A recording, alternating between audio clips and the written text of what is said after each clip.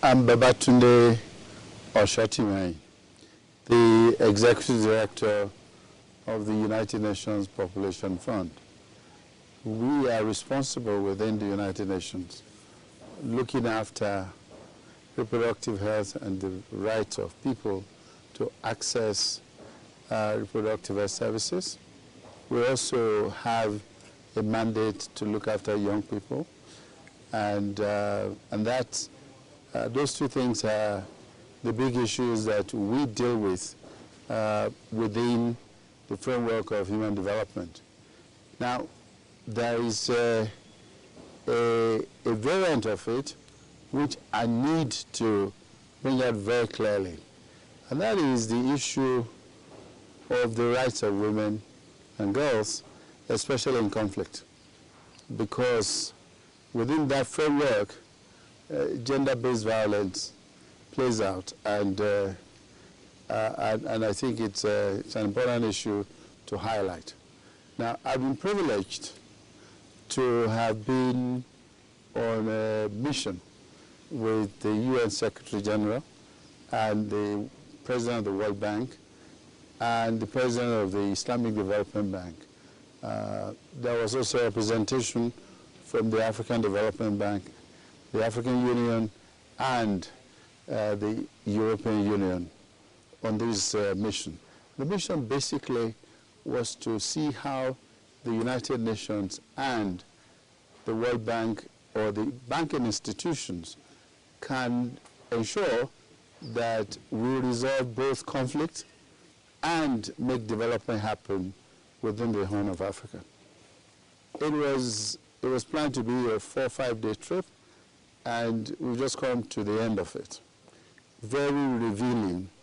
And from the perspective from where I stand as Executive Director of UNFPA, given our mandate, particularly for women and girls, there are great challenges but opportunities that are there. For an example, maternal mortality figures are very high in Somalia, and this is not surprising because of the conflict which is there. And we at UNFPA were working with various governments in Somalia to be able to address that.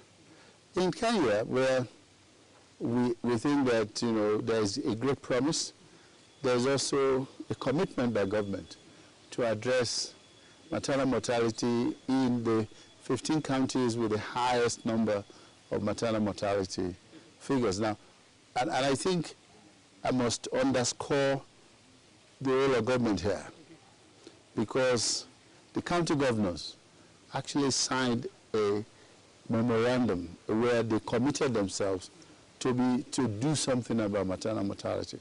And this was under the auspices of UNFPA and the Ministry of Health with the Cabinet Secretary and everybody there. And I think this is momentous, and I think this is something to be commendable. We intend to support the initiative. Now, I think also we have to commend the First Lady of Kenya for Beyond Zero campaign, which I think also would assist us in driving this. It's not a political agenda for her, it's an agenda which she truly believes in and wants to happen. Now, as UNFPA, we are going to support both at the national level and at the county level to make sure that we have the resources and the manpower to reach every woman and every girl that requires services so that they don't die giving life. And I think that is important. Now, it's important also to state that we are aware there is an urgency to the matter because, as you are aware, the Millennium Development Goals 5, which is the one that is lagging behind most, is one which we're addressing with the maternal mortality issue. Now, of course, that puts pressure on us because the MDGs, as they are known, comes to a stop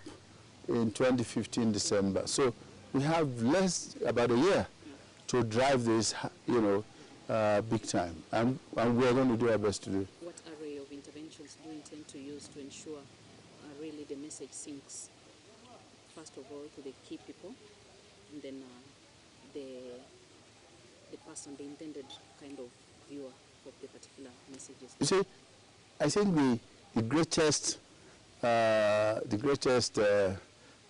result we could have is to get the counties to sign for themselves. Because really, political commitment is probably the most important.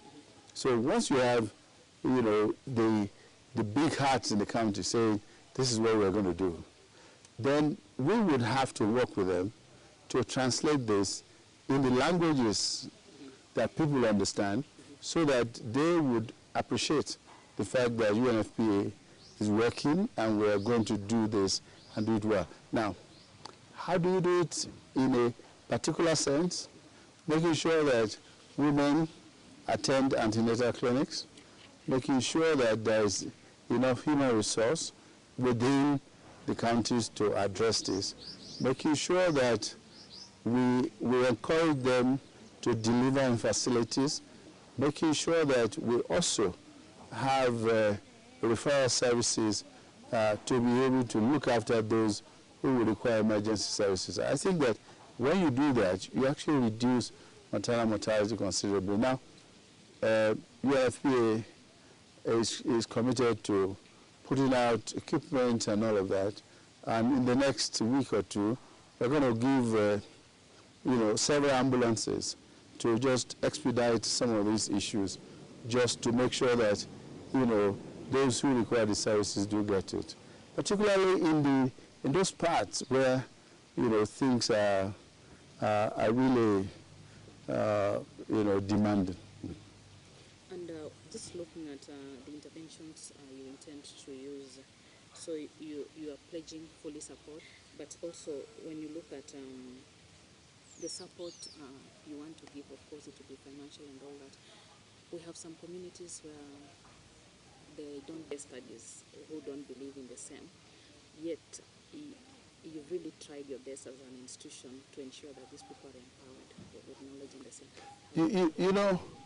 The one thing, and the fact we state all the time, is that UNFPA's best asset is working with communities, understanding them, and making sure that we add value to communities. And the second fact, that there is no community in the world that actually would enjoy or would accept or would condone their women dying. So if you have those two at the back of your mind, and you work with the specific, stakeholders and gatekeepers within communities, telling them the value of what you are bringing and making sure that they understand that these interventions will save the lives of their mothers, of their daughters, of their cousins, we usually have success. And we can tell you the wide range and the breadth of UNFPA's experience in trying to do this. And I'll just give an example. We established the husband school in Nigeria, where we sit men down under the tree and we tell them step by step what this means. In that particular location where we started, we have increased antenatal care services and attendance by women by more than 400%. The uptake of delivering in services by more than 500%. And we have also tripled the uptake of family plans. So this is something we do and we do very well. Now, the husband school started in Nigeria, but it's in many other countries today because of the philosophy of engaging. Because when you engage people and you respect their space and you give them, their due dignity, and you ensure that the message you are passing is a message of hope and additionality, you never go wrong. Okay. Slightly we talk on the issue of FGM. People are still doing it. It goes back to what I just said. FGM is something which we all must work to abandon. Now, and you're right. Just about every country that have been in the last few years have a law abandoning FGM. But the law is not the issue. It is changing the mindset of people and being able to work with people who are perpetuating this. Men, women, mothers, fathers, grandmothers. And I think that we have been able to do so effectively with 4,000, more than 4,000 communities that we worked with. In the same manner, working with them, explaining to them, making sure that they become, you know, the fighters for it. So we're not the ones that will do it, because we have to leave them to persuade the other community members in order for that to happen. Now, and I think it's the understanding that A, it is unnecessary, and B, it is dangerous, you know, to the women and the girls that this happens to, that sells the message. So it has no value to life. And I think that that's what we do, that's what we continue to do.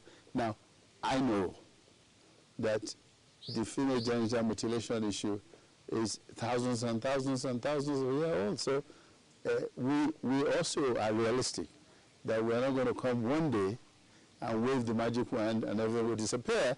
We're going to continue to work with people gradually, and I believe that we will succeed. Now, one of the trends that we find, which is disturbing, is that, you know, the medical profession is also beginning to take this up, and I think we need to work with the profession to say, you know, you cannot do this. I think that's another phase of the fight that we have to fight. The same people, remember, they have political... I know. Yeah. But the people that matter most are not the MPs. They matter to a point, but if you really want success and sustainability, it's the man on the street. Yeah. It's the community leader. It's a religious leader. It is the woman who performs the FGM. You know, these are the ones you work with most. And for the women who perform it, you know, you also want to think of what alternatives are you going to create jobs for them, because they have to earn an upkeep. That's their job. That is what keeps them gives them dignity. You have to do that. So it is a community-based engagement process. Slow, sometimes frustrating, but if you persist, you get results. Are there similar kind of initiatives that you observe in different nations? Oh yes, and I've just told you, we've done 4,000 communities around the world on FGM. Communities, not countries, communities that have abandoned FGM. And you know, we do have a groundswell of political support. When the General Assembly of the United Nations took this matter, it was a unanimous vote to pass a resolution that this must stop. And I believe that in one generation we can stop FGM. What do you expect come next year, 2015 December? What do I expect? What do we expect? Well, I'm a realist. I expect that we will have reduced maternal mortality considerably. We will probably not have, you know, totally eliminated it. We would also reduce the prevalence of FGM in our communities. And I think that if we want to take on something else, which I believe is important for all of the things we're talking about, it runs through as a common thread. It is the education of the adolescent girl.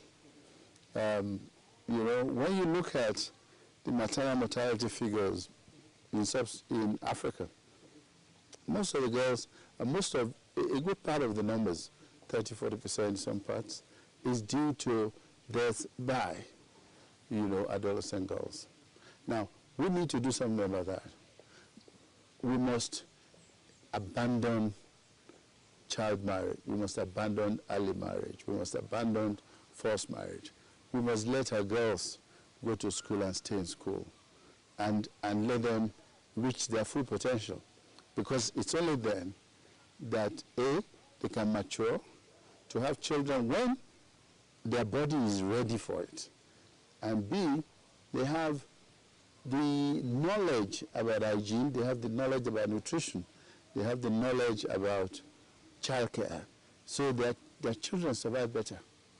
And number 3, which is in fact more important, is that their children go to school too. So what you've done is change a generation. And I think that that is probably one of the most important interventions that, you know, we must ensure happens within the next few years, girls going to school and staying in school. Okay. I really want to ask more questions, but you talked about the girl. You see, if the girl is so much empowered, looking at the communities that they believe in remarrying. In their own communities where they come from. That is, the men go and marry in their own communities. Yeah. So if the girl is so empowered and the boy is not empowered, yes, this girl would not, of course, accept to marry this man. Yeah, but you know, when I talk, and I'm talking now not exclusively about just girls, I'm talking about young people. But you know, the most vulnerable are girls. And so that's why I put emphasis on them. You know, really, if you want balanced human development, you must train the boys and the girls. And I can tell you that with the boys, you must train them such that they respect and they accept gender parity. And that every girl must be treated equal. Now, if we get to that level of understanding, then we would actually eliminate some of the things we're talking about. Because we're talking now about early and forced marriage. We're talking about FGM. We're talking of those things. But, you know, those are just a few of the issues that crop up. When you go into the larger context of gender-based violence, that is domestic violence, that is violence in conflict when girls are raped and women are raped, men must be made to take responsibility. And I think it's important to start with them. See, one of the things which we have to agree to do is comprehensive sexuality education. So that boys and girls know who they are and learn to respect each other and understand that, you know, the best world we can, you know, make for ourselves is one in which every individual is allowed to reach his or her full potential. I do, as a physician, and I've been a physician for 42 years, and I can tell you that I've had different arguments about this. It works. Now, what we call it doesn't matter. As long as the girls and the boys get the skills to know who they are, to be able to take decisions about themselves, to understand their vulnerabilities, to be able to avoid, you know, things that would affect their future, I'm happy, no matter what you call it. You know, for me, that's the message. And that message must go out to everybody, parents, adults, teachers, policymakers, religious leaders, because I think that it is in the 21st century, nobody should be denied access to appropriate and correct education.